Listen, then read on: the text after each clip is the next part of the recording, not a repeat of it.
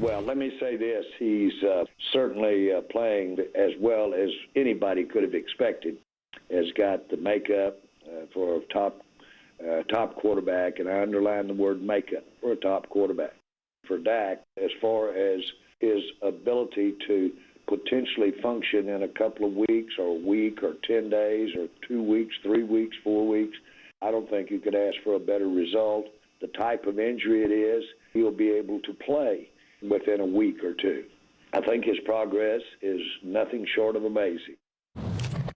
Okay, so that's a happy-sounding man. 2 weeks ago, Jerry he was keeps selling this show hope. going, man. What do we think? I mean, Jerry's a salesman, and he's going to sell everything all the time. He's out here putting Cooper Rush in the Hall of Fame already. I love it. I'm on board. He wants to instill confidence in his team, and he did that 2 weeks ago, and it seemed like it worked. They figured out a way to win. He's trying to continue to do that to buy as much time for Dak to get completely healthy. But I do have questions about what all this does to the psyche of Dak Prescott, who's on the sideline. He's also hearing this. While you're trying to encourage your team by saying that this guy's got the makeup and you won a quarterback controversy, I'm sure that that's doing nothing but increasing the pressure on Dak Prescott to want to get back out there and want to make things happen and remind them why they signed him to the long-term deal. I got something different from Jerry's comment because he says Cooper Rush has the makeup of a top quarterback. But what he didn't say is he has the physical attributes of a top quarterback, or he's our top quarterback. I think Cooper Rush is Mr. Right Now, and Jerry Jones clearly understands that. And in his comments, he was sending a message to Dak Prescott,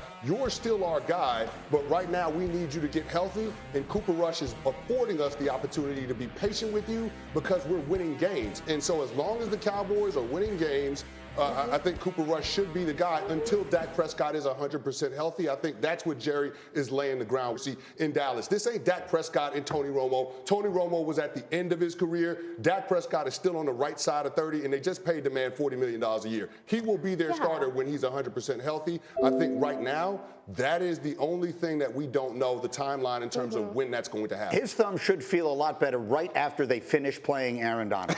Right. I'm good. All right. Hallelujah. They got Washington this week, then they got the Rams. That's when, if I were Dak, I'd suddenly say, this thing feels all right. and how about it? Can I, to Dominique's point, I would hope that Dak wouldn't feel any pressure because you're looking at this situation, it's like, it's Cooper Rush. No offense to Cooper Rush, but you got the money. Like, you've got the team. Like, you are the starter. So Cooper Rush is doing what he's paid to do, which is keep everything afloat. I would hope after everything that Dak has been through, he has that security to understand when I am right, I will be back on the field and pick up right where I left off. I would hope so, too. It just seems like cousin Dak, like, you need to text him and be like, bro, like, do not worry about Cooper Rush. I don't climb into anybody's psychology, even though I did the beginning of this and saying that there's a possibility, but I understand being there. Like, when you're on the sideline and you're not helping your team, crazy thoughts creep into your head. And Dak may be more confident than me and more confident than most, but watching Cooper Rush succeed, you're happy for them. You want them to go. But that's my damn job. Like, I can understand viewing this and being antsy about it. I can see him feeling a little better than last week. Last week, loaded is ready to go on this Wednesday. Canty is here. Neek is here. We got a kick check quickly on Kimberly. They're looking good. She's ready to roll this week. She's got Ravens and Bills this weekend, but we begin with what is the game of the week. Super Bowl rematch of a few years ago. The legendary quarterbacks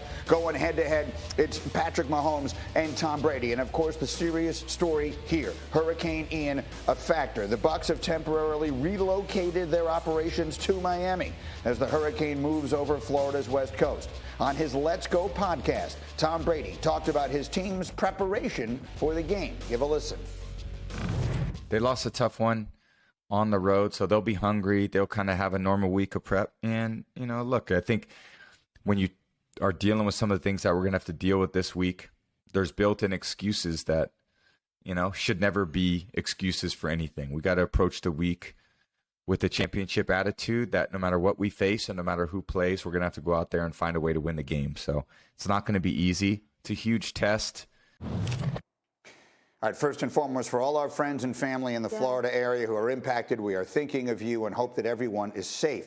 That said, as far as the football piece of this is concerned, Kmart, what can you tell everybody about how this is impacting the Buccaneers? Yeah, as of right now, the game is still scheduled for Sunday in Tampa Bay. but the situation is very fluid. I believe the brunt of the storm is expected in Tampa Thursday. So I checked in with the Bucs last night. They are safe and sound in Miami. As of right now, they're like us. They don't know exactly where they're going to be playing. I checked in with the league. The league said they're monitoring the storm and checking with local officials. If the game can't be in Tampa Bay on Sunday, there's talk of a neutral site in Minnesota because the Vikings are off to London to play. So as of right now, Tampa is still the destination, but so much needs to happen between now and then. Yeah, we will. Of course, there'll be more information coming as we see exactly how the storm impacts everything. And first and foremost, that is much more important than anything involving a football game. But we're a sports show. So for the players themselves, you heard Tom Brady. It sounds like he's already trying to battle against the idea that players might start letting some of this impact their ability to play. I mean, it's a rare situation. Not many players have been in something like this, so it's hard to predict how it's going to impact them. But I tend to think more along the lines of Tom Brady is sometimes things like this allow you to focus in even more. And it gives you a rallying cry.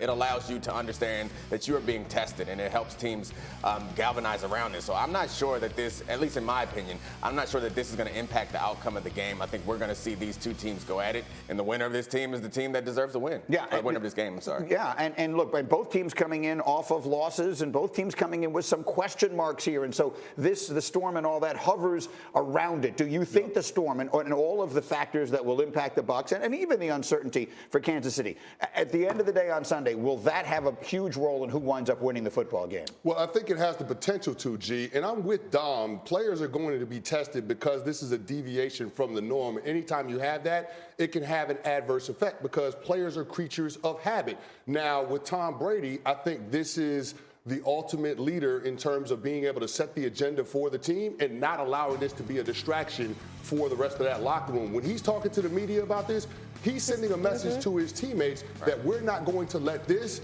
take away from our mental focus and our game prep. And here's the thing, G. In this situation in particular, when you're dealing with something of this nature, not only are you talking about the players themselves being displaced, but their families potentially being displaced. That can detract from your mental focus as well. And so that's one of the things that we have to watch. But that being said, we saw a similar situation with the New Orleans Saints in week 1 last year. What'd they do? Go to Jacksonville and beat the brakes off the Packers. So it can go either way. But this is clearly something that's going to test the Tampa Bay Buccaneers' leadership and their focus. And we also, of course, saw them be completely struggling on offense last week because they didn't have so many of their weapons. We know that Mike Evans obviously is no longer suspended. Where are we with Brady getting back some people? He was down 3 of his top receivers. So Mike Evans, he gets back. Julio Jones, Todd Bowles had said that he could have played with the knee injury, but they decided to hold him out. So you anticipate he's on track to play.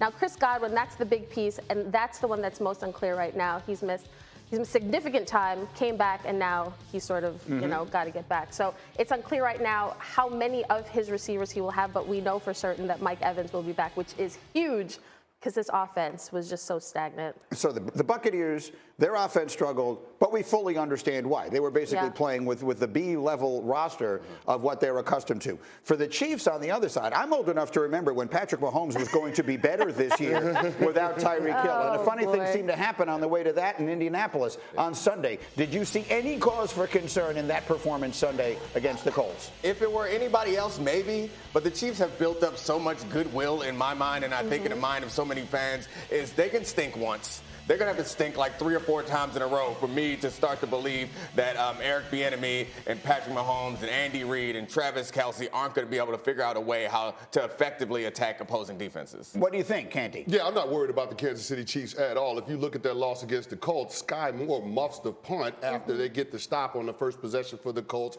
You're talking about Travis Kelce dropping a touchdown in the second half. You're also looking at some of the miscues, Chris Jones on that 3rd down when the defense is off the field, getting that unsportsmanlike conduct. All of these things open the door for the Chiefs to lose that game. I'm not worried about Kansas City's offense. The biggest concern that I have about the Chiefs is the fact that they can potentially get bored because they're just that good and they're that accustomed to winning. I find this so fascinating because last year everybody's ready to write off the Chiefs, and then they get to the AFC title game. I'm not worried about the Chiefs. I was at this game, and I think this was, unfortunately, sorry, Colts, but this was more about the Chiefs and how they messed this up for themselves, especially on special teams. I'm not worried. The thing, though, that Patrick Mahomes said coming into this game was, I think the Chiefs you saw in week 1 is who you're going to see going forward. And we did not see week 1 Chiefs. They were not aggressive. They settled for the punt. They on special teams, like